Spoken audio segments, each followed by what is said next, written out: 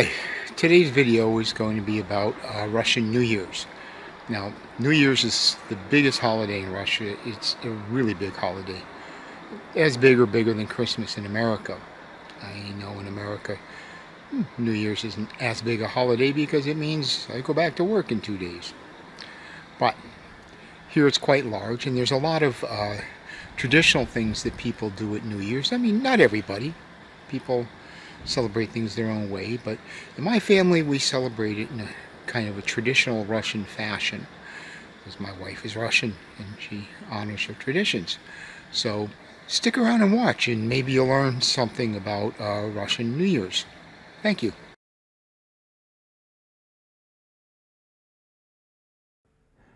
Well, this isn't so much just a Russian tradition, it's just a holiday tradition.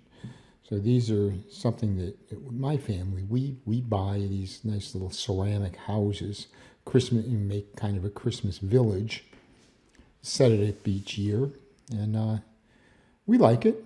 We have, I think, 5 different houses right now. I'm just showing you 3.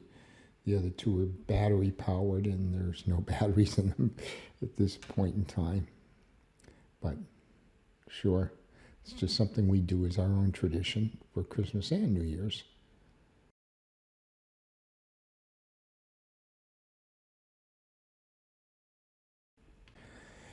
And here's our New Year's tree, which also does double duty for us as a Christmas tree also. Main difference between a Christmas tree and a New Year's tree is New Year's tree is called a yolka. Christmas tree is called a Christmas tree. Apart from that, there's no difference really. Now here are some nutcrackers. It's something else we collect. These are each about 18 inches tall, or about 500 centimeters. Try to get a new one each year. It hasn't quite worked out that well, but they're very detailed and very nice and very colorful. We like it and we look forward to it each year, setting them up. At about 8 o'clock on New Year's Eve, everyone is already really hungry. So we like to start with some appetizers. In our case here, we have some nice shrimp that we set up, and some nice seafood cocktail sauce for the shrimp. So about 8 o'clock, we start with that, just to kind of take care of our appetites a little bit. At about 9 or a little past 9, we start serving some more food. Here in this picture, you can see there's some slices of bread over there with some salmon on it, salmon slices on top of butter. Something we have, and it's pretty traditional for many Russian families. Then we have something, it's called, in Russian, they call it olivier. It's a type of salad with like mayonnaise, potatoes, meat, and everything. It's very good. A lot of times you'll see it, it'll be translated as Oliver salad, but since nobody knows what the hell Oliver salad is in the English-speaking world anyhow, let's just leave it at the Russian pronunciation, olivier. We also have some, the drink that we like to drink is morse. Morse is a 100% natural fruit drink with no sugar added or anything else. It's good. Here it is, morse in a box with a little tap on it. Of course, later on, champagne is the big drink for us, for most Russian families. In this photo, you can see the kind of the main part of the main course being served. My wife made some nice roasted duck breast with a sauce made from like orange and cranberries and everything. It was a really delicious meal. She served it on potatoes. So even though the plate doesn't look super busy, the table is also full of food, and there's a lot more food in the refrigerator. And like Thanksgiving or many other meals in the West, the next day there's a ton of leftovers.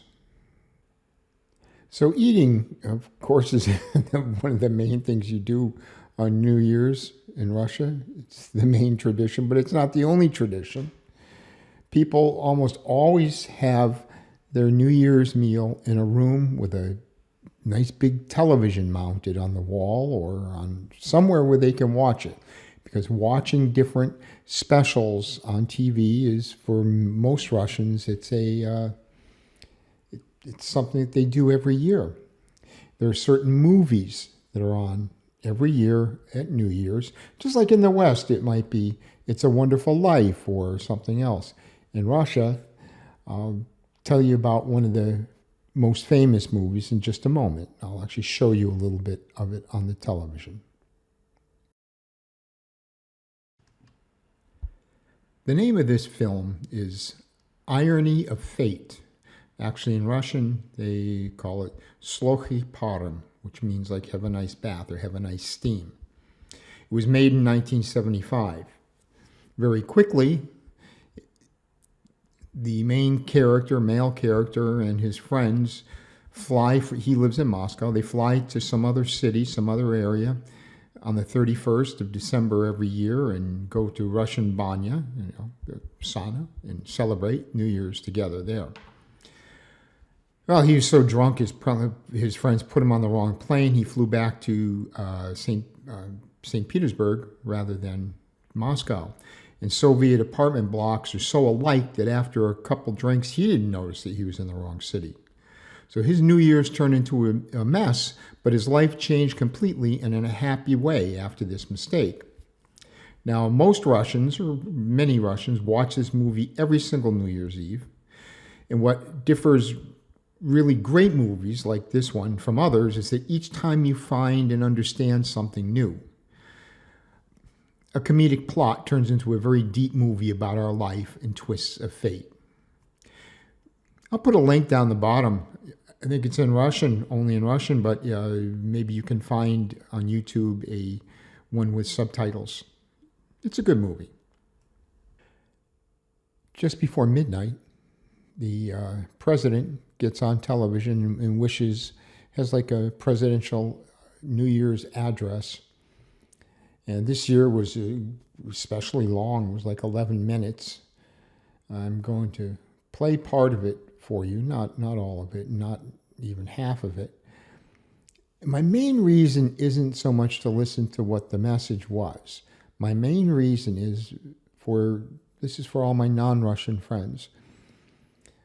Very often when you hear somebody speaking Russian, particularly a male, sometimes when they're speaking, it sounds like they're angry, because some of the different motions and the intonations would be associated with anger in English, but they're not angry, and it's not associated with anger in Russian. So I want you to listen to Vladimir Putin speak in the style of speaking, but then read the subtitles down below. Sometimes the subtitles down below don't match what we imagine he's saying. So I think it's just important to see that, So if you hear somebody angrily speaking in Russian, maybe they're talking about a fluffy bunny rabbit or, something like that they have at home. But anyhow, watch a little bit of the address.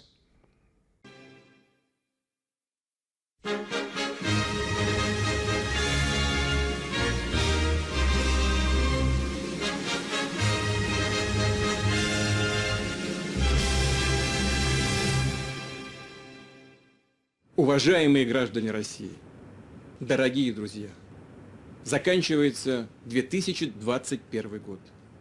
Совсем скоро время перенесет нас из прошлого в будущее. Да, так происходит каждый день, минуту и секунду. Но этот непрерывный ход времени мы отчетливо слышим, когда встречаем Новый год. Ждем его как важный жизненный рубеж. Всех нас объединяют сейчас надежды на предстоящие добрые перемены. Но мы понимаем, что их невозможно оторвать, отделить от событий уходящего года. Мы столкнулись с колоссальными вызовами, но научились жить в таких жестких условиях, решать сложные задачи и смогли это сделать благодаря нашей солидарности. Вместе продолжали бороться с опасной эпидемией, которая охватила все континенты и пока не отступает. Коварная болезнь унесла десятки тысяч жизней. Хочу выразить слова искренней поддержки всем, кто потерял родных, близких людей. Дорогие друзья, самое главное, что все трудности уходящего года мы преодолевали вместе. Защитили тех, кто оказался в сложной ситуации. В первую очередь поддержали людей старших поколений и семьи, где растут дети. Будущее России. Мы твердо и последовательно отстаивали наши национальные интересы, безопасность страны и граждан. В короткие сроки восстановили экономику. И по многим позициям выходим сейчас на реализацию стратегических задач развития. Конечно, нерешенных проблем еще очень много, но этот год мы прошли достойно. Главная заслуга здесь принадлежит именно вам, гражданам России. Это результат вашего, дорогие друзья, напряженного труда. Каждый на своем месте стремился исполнить свой долг, сделать не только то, что в его силах, но и много больше, помочь тем, кому особенно трудно. Сердечное спасибо всем вам. В такое непростое время, как сейчас, очень важен настрой на созидание. Стремление обязательно реализовать свои личные планы и принести пользу обществу и родной стране. И встречая Новый год, мы надеемся, что он откроет новые возможности. Рассчитываем, конечно, и на удачу, но все же понимаем, что достижение задуманного прежде всего зависит от нас самих. At this point, I'm going to just fast forward the address, which was 11 minutes and no disrespect meant. But I'm going to fast forward it to the end where the Kremlin bell tower will chime 12 times, and then it's the Russian national anthem. I'm American. I love our national anthem. But I got to say, the Russian national anthem is pretty cool. I mean, when it plays, you pay attention. It sounds really majestic, if you know what I'm saying. So I'll play about a minute or so of the Russian national anthem.